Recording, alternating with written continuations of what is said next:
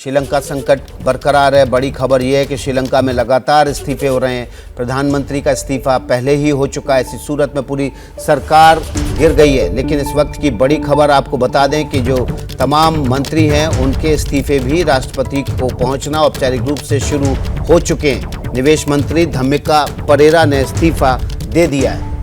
इस वक्त की बड़ी खबर, श्रीलंका का संकट बरकरार है। बड़ी खबर यह है कि श्रीलंका में एक और मंत्री ने इस्तीफा दे दिया है। निवेश मंत्री धम्मिका परेरा ने आज इस्तीफा दिया है। आशीष, प्रधानमंत्री का इस्तीफा कल हो चुका है, अब मंत्री इस्तीफा दे रहे हैं? जी हाँ, बिल्कुल विकास, ये तो बड़ा नेचुरल प्रक्रिया है। जब ये बात कल सर्वदलीय बैठक में तय हो गई थी तभी इसका हिंट मिल गया था कि प्रधानमंत्री का इस्तीफा, राष्ट्रपति का इस्तीफा और तमाम कैबिनेट को, क्योंकि अब नई सरकार बननी है, यूनिटी गवर्नमेंट बननी है, ऑपोजिशन के साथ शामिल होकर के सरकार बननी है, तो ये पूरी की पूरी सरकार जाएगी। इन सबको एक एक करके इस्तीफा देना है और इसीलिए 2-3 दिन का समय लगेगा। मुझे लगता है राष्ट्रपति ने इसीलिए तय किया है कि वो ट्यूसडे को, मंगलवार को अपने पद से इस्तीफा देंगे। तो हम और इस्तीफे देखेंगे क्योंकि नई सरकार वहाँ इन प्लेस आनी है। विकास, मुझे 30 सेकंड का समय देंगे, एक बड़ी इंटरेस्टिंग बात मैं आपको दिखा दूं। जो जिक्र आप थोड़ी देर पहले डॉक्टर जयशंकर का बयान दिखा करके कर रहे थे। देखिए भारत ने कितना इंपॉर्टेंट, ये श्रीलंका में जो हमारा उच्चायोग है वहाँ से ये ट्वीट किया गया है हाई कमिश्नर गोपाल बागले की तरफ से। इसमें भारत ने बड़ा इंटरेस्टिंग बात कही है। वेरियस सेक्शंस पहले मैं पढ़ देता हूँ। Diverse demands one partner. High Commissioner met the Honorable Agriculture Minister and informed him about the arrival of more than 44,000 metric ton of urea supplied. ये फूड सिक्योरिटी की तरफ इंडिया कंट्रीब्यूट कर रहा है। पहली 2 लाइन बड़ी महत्वपूर्ण है जो डॉक्टर जयशंकर ने कही है और भारत ने शुरू कर दिया। तमाम देश देख रहे हैं, लेकिन ये देखिए सबसे इंपॉर्टेंट बात जो यहाँ पर हाई कमीशन की तरफ से किया गया है, वन पार्टनर इंडिया हैशटैग के साथ है। यानी कि भारत ये बिल्कुल स्पष्ट करना चाह रहा है कि इस डीप क्राइसिस में भी एकमात्र पार्टनर है इंडिया और भारत अपना वो फर्ज निभाएगा। और इस क्राइसिस के दौरान भी इतना बड़ा अगर असिस्टेंस वो श्रीलंका को दे रहा है तो आने वाले दिनों में भी श्रीलंका की जनता ये मान के चले कि भारत उनके साथ खड़ा रहेगा। और ये भारत की तरफ से मुझे लगता है एक बहुत ही क्लेवर और बहुत ही अच्छा डिप्लोमेटिक मूव इस डीप क्राइसिस में भी है। जबकि कोई और देश होता विकास तो हो सकता है कि वो कुछ दिन के लिए अपनी इस तरह के असिस्टेंस को टालने की कोशिश करता, लेकिन ये कंसिडर्ड ओपिनियन भारत सरकार की तरफ से लिया गया। निश्चित तौर पर प्रधानमंत्री की तरफ से जरूर संकेत होगा कि इस एड को इस दौरान भी भिजवाया जाए श्रीलंका, ताकि लोगों के बीच वहां पर गुडविल जनरेट रहे। जी, तो आशीष कुमार सिंह जानकारी दे रहे हैं किस तरह से भारत जो है वहां पर लगातार मदद करने की कोशिश कर रहा है। आंतरिक मामलों में दखल नहीं देगा, लेकिन जो राहत का काम है वो देता रहेगा। आशीष, आप हमारे साथ बने रहिए, आपके पास हम आते रहेंगे इससे जुड़े अपडेट लेने के लिए।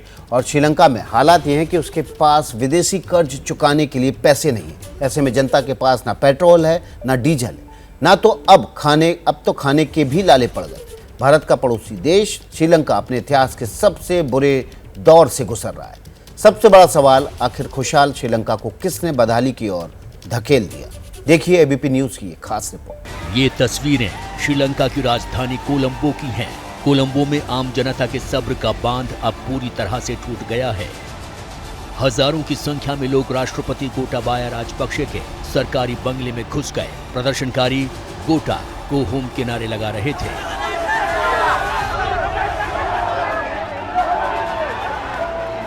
लोगों के गुस्से को देखते हुए राष्ट्रपति राजपक्षे को अपना घर छोड़कर भागना पड़ा। फिलहाल वो कहां है, इस बारे में कोई किसी के पास पुष्ट जानकारी नहीं है। कोलंबो में फिलहाल तनाव की स्थिति बनी हुई है। प्रदर्शनकारियों को रोकने के लिए सेना तैनात की गई है। सड़कों पर उतरे प्रदर्शनकारियों को तितर-बितर करने के लिए पुलिस ने आंसू गैस के गोले दागे और हवा में गोलियां भी चलाई।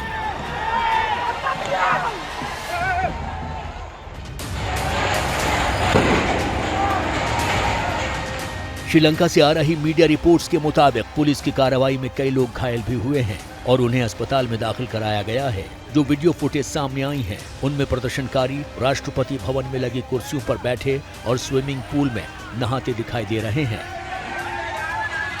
श्रीलंका में लोगों का ये गुस्सा अचानक नहीं फूटा है। ये एक दिन का गुस्सा नहीं है। इस गुस्से के बीच पिछले कई साल से बोए जा रहे थे। जानकारों के मुताबिक श्रीलंका की जनता ने जिन राजपक्षे भाइयों को सत्ता की कुर्सी तक पहुंचाया था, उनकी वजह से ही देश आज इस हालत में पहुंचा है। वो देश की जनता की इच्छाओं को पूरा करने में नाकामयाब रहे हैं। अब जब हालात बद से बदतर हो गए हैं तो जनता को सड़क पर आना पड़ा है।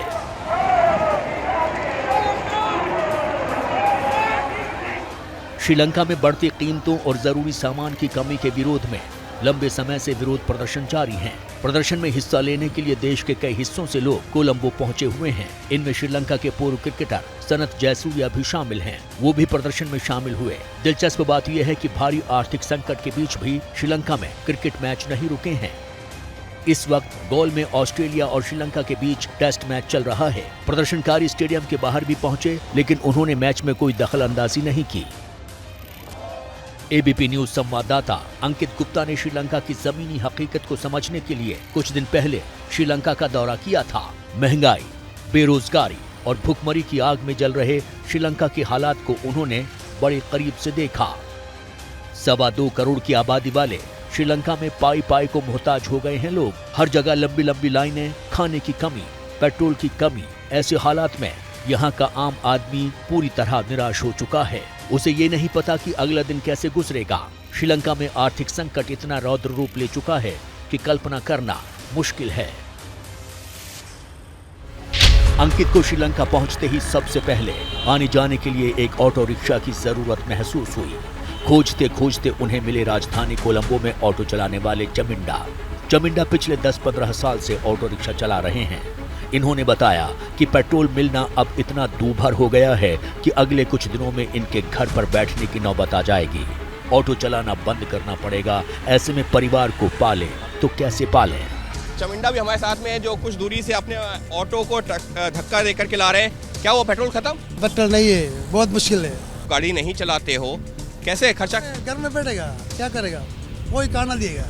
खाने पीना फिर कैसे चल रहा है? वो बहुत मुश्किल चलता है। वो कितना मुश्किल है, एक ब्रेड पकड़ने के लिए मुश्किल है। ये सही बात है, ये वो कोई देखने के लिए नहीं है। श्रीलंका में ना खाना पीना है, ना दवा है और ना ही मिल रहा है पेट्रोल डीजल। महंगाई की मार इस वक्त चारों तरफ लगातार बढ़ती जा रही है और उसका सीधा असर पड़ रहा है आम जनता पर। और इसी वजह से आम जनता काफी ज्यादा नाराज है, सड़कों पर उतर चुकी है, लगातार प्रदर्शन तक हो रहे हैं। आम जनता का यही कहना है कि आटा दाल मिल नहीं रहा, खाना पीना मिल नहीं रहा, दूध सब्जी महंगी हो गई है, पेट्रोल डीजल मिल रहा है तो उसका कई गुना कीमत पर। तो आखिर ऐसे में कैसे दिन गुजार सकते हैं, कैसे परिवार का पालन पोषण कर सकते हैं, और इसी को लेकर के लगातार नाराजगी है। मैंने खुद श्रीलंका की बाजारों में जाकर के देखा है कि किस तरीके के हालात बन रहे हैं और ये हालात दिनों दिन बिगड़ते जा रहे हैं। अगर ये तस्वीरें इसी तरीके से बिगड़ती रहीं तो आने वाले दिनों में क्या हश्र होगा, कोई सोच भी नहीं सकता। कोलंबो में सब्जी की दुकान चलाने वाले सिरा के लिए बड़ी संकट की स्थिति है। सिरा का कहना है कि सब्जियां ऐसी चीज हैं जिसके बिना लोगों का गुजारा मुश्किल है। खाने पीने की चीजों में इंसान आखिर कैसे कटौती करेगा, फिर भी लोग मजबूर हैं। पहले लोग जहां 1 किलो सब्जी लेते थे, वहां अब बेतहाशा महंगाई की वजह से आधा किलो से ही काम चला रहे हैं। ये कीमतें क्यों बढ़ी हुई हैं? क्यों बोले तो जी, ये सब इकोनॉमिक क्रशेस। कोई पहले 1 किलो लेता था तो अभी वो कितना लेता है? अभी तो 500 ग्राम, 200-300 ग्राम लेता है। जो पहले 1 किलो लेता था किलो लेता, अभी कम थी लेता है, हाफ 500 ग्राम लेता है। पहले 1 किलो आदमी लेने का आदमी अभी 500 ग्राम लेता है। सप्लाई में भी दिक्कत आ रही है? जो आप लोगों के पास सप्लाई आ रही है? सप्लाई तो बहुत कम थी आ रहा है, बहुत एक्सपेंसिव बोलता है जी। पेट्रोल डीजल की कीमतों में लगी आग के चलते लोगों को यहाँ घंटों इंतजार करना पड़ रहा है। पेट्रोल पंप पर कई किलोमीटर लंबी कतारें लगी हुई हैं। इस कतार में लगने के बावजूद भी लोगों को नहीं पता कि उन्हें पेट्रोल और डीजल मिलेगा या नहीं। पेट्रोल और डीजल पाने के लिए घंटों का इंतजार करना पड़ रहा है, कई किलोमीटर लंबी कतारें हैं, लेकिन सबकी कोशिश ये है कि जितना भी इंतजार हो, एक बार जब पहुंचो तो जितना ज़्यादा पेट्रोल और डीजल मिल सकता हो वो भरवा लिया जाए, क्योंकि पता नहीं अगले दिन या आने वाले दिनों में क्या स्थिति बनेगी। क्योंकि इस वक्त श्रीलंका के जो आर्थिक हालात हैं वो बद से बदतर होते जा रहे हैं। अगले साल श्रीलंका अपनी आज़ादी का 75वां वर्ष मनाएगा, लेकिन इन 75 सालों के दौरान कभी भी श्रीलंका की अर्थव्यवस्था बहुत ज़्यादा मजबूत नहीं हो पाई।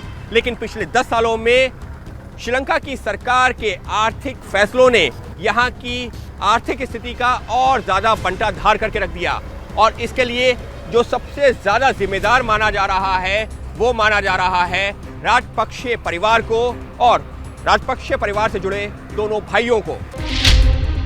श्रीलंका के राष्ट्रपति गोटाबाया राजपक्षे और कुछ दिन पहले तक प्रधानमंत्री रहे उनके भाई महिंद्रा राजपक्षे देश के सबसे बड़े हीरो माने जाते थे। वो इसलिए क्योंकि इन्होंने श्रीलंका में तमिल और सिन्हलीज लोगों के बीच 30 साल चले गृह युद्ध को खत्म किया था। लेकिन जब बात सरकार चलाने की आई तो इनकी आर्थिक नीतियों ने देश का कबाड़ा कर दिया। इनके राज में श्रीलंकाई सरकार ने सार्वजनिक सेवाओं के लिए चीन के अलावा कई देशों से बड़ी रकम कर्ज के रूप में ली। इन्होंने केमिकल फर्टिलाइजर पर बैन लगा दिया, जिसने किसानों की फसल को बर्बाद कर दिया। ऑर्गेनिक फार्मिंग पर जोर देने की वजह से खाने पीने की चीजों का उत्पादन कम हो गया और महंगाई बढ़ गई। 2020 के बाद से कोविड-19 महामारी से पर्यटन पर असर पड़ा, लेकिन इससे निपटने के लिए कोई योजना नहीं बनाई। अर्थव्यवस्था को संभालने के लिए राष्ट्रपति गोटाबाया राजपक्षे ने टैक्स में कटौती की एक नाकाम कोशिश की, लेकिन ये कदम उल्टा पड़ गया और सरकार के राजस्व पर बुरा असर पड़ा। इसके चलते रेटिंग एजेंसियों ने श्रीलंका को लगभग डिफॉल्ट स्तर पर डाउनग्रेड कर दिया, जिसका मतलब कि देश ने विदेशी बाजारों तक पहुंच खो दी। सरकारी कर्ज का भुगतान करने के लिए फिर श्रीलंका को अपने विदेशी मुद्रा भंडार का रुख करना पड़ा, जिसके चलते इस साल भंडार घटकर करीब $2 अरब हो गया, जो 2018 में $7 अरब था। विदेशी मुद्रा की कमाई से ईंधन और अन्य जरूरी चीजों के आयात पर असर पड़ा और कीमतें बढ़ गईं। बढ़ते बजट घाटे के बीच श्रीलंका ने कम ब्याज दर बनाए रखने की कोशिश में ढेर सारी मुद्रा छापी, जिससे महंगाई और बढ़ गई। श्रीलंका की अर्थव्यवस्था में पर्यटन का बहुत बड़ा योगदान रहा है। करीब 30 साल तक चले गृह युद्ध के दौरान भी श्रीलंका में पर्यटन पर ज्यादा प्रभाव नहीं पड़ा था, लेकिन पिछले 2 सालों के दौरान दुनिया भर में फैले कोरोना ने श्रीलंका में पर्यटन की स्थिति को तहस नहस करके रख दिया और उसके बाद अब मौजूदा आर्थिक हालात ने तो इसकी कमर ही तोड़ दी है। कोलंबो में टूरिस्ट गाइड और ड्राइवर का काम करने वाले भारतीय मूल के मनोज कुमार ने श्रीलंका में ऐसी हालत पहले कभी नहीं देखी है। अंकित गुप्ता को अपनी गाड़ी में सैर कराते वक्त इन्होंने बताया कि अब सैलानी यहां आ नहीं रहे, उसके चलते अब परिवार का खर्च चलाना भी मुश्किल हो रहा है। हम डायरेक्टली मनोज से बात करते हैं सीधे तौर पर कि आखिर इनके ऊपर क्या असर पड़ा है। Manoj, as we know that economic crisis is going on in the country, so does this affecting you also? Yes, it's very hardly affecting, and you know like before this incident, so we have worked with the tourists, so we earned a lot of money with them, but now almost like 2 months, so it's we are out of money now. Sri Lanka पर इस वक्त $51 अरब का विदेशी कर्ज चढ़ा हुआ है। कर्ज न चुका पाने की वजह से उसने खुद को दिवालिया घोषित कर रखा है। IMF, वर्ल्ड बैंक जैसे संस्थाओं के बाद कर्ज देने वाले देशों में चीन सबसे आगे था। श्रीलंका ने चीन से बंदरगाह, हाईवे जैसी चीजें बनाने के लिए 2010 से 2015 के बीच $5 अरब का कर्ज लिया था। फिलहाल श्रीलंका ने पैसे जुटाने के लिए इंटरनेशनल मॉनेटरी फंड से $3 बिलियन की मदद मांगी है। श्रीलंकाई सरकार का कहना है कि उन्हें इस साल अंतर्राष्ट्रीय समुदाय से कुल $5 बिलियन की मदद चाहिए। अब देखना है कि आने वाले दिनों में श्रीलंका में हालात सुधरते हैं या और बिगड़ते हैं।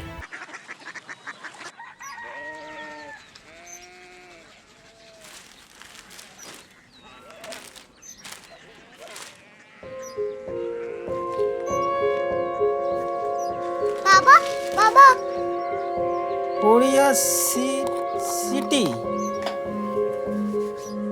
जानी ना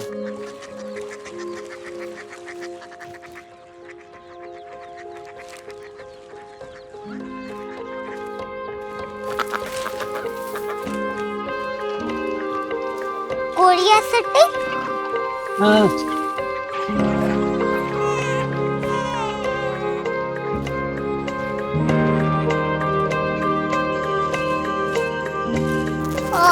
कोरिया सिटी कहाँ पे है? शहर अंग्रेजी लगे हैं।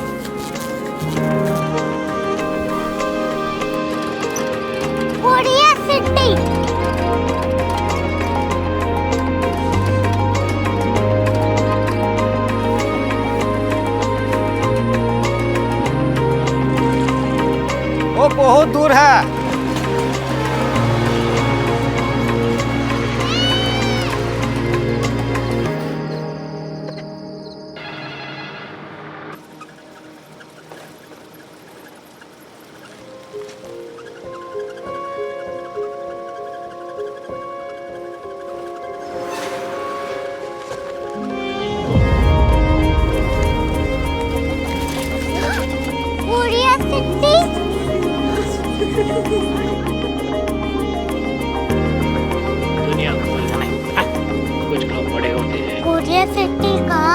प्रोफेसर साहब को पता होगा।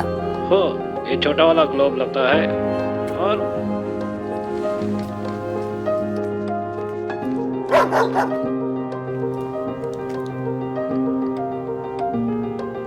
पता नहीं, मेरी बेटी से जाके मिल लो, शायद उसे मालूम हो।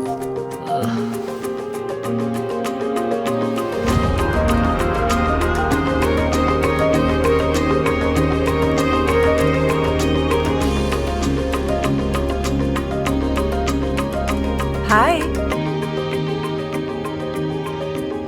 बाबा ने भेजा है। Come here. Korea city. Korea city नहीं, क्यूरियोसिटी। वो क्या? That's what brought you here? जो तुम्हें यहाँ तक ले आया। क्यूरियोसिटी।